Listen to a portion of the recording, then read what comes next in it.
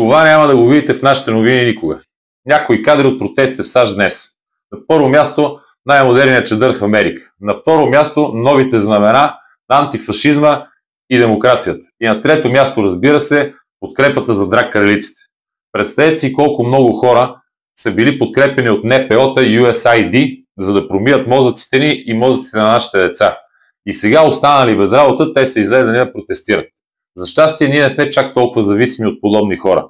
Но за съжаление, част от протестите срещу политическия елит, като последните срещу Пеевски, например, можехме да видим изкривените цветове на дъгата на знамена, както и скандирания "Тук не е Москва", което няма никаква връзка с желанието на всички ни от последните 15 години да премахнем настоящия крадлив политически елит.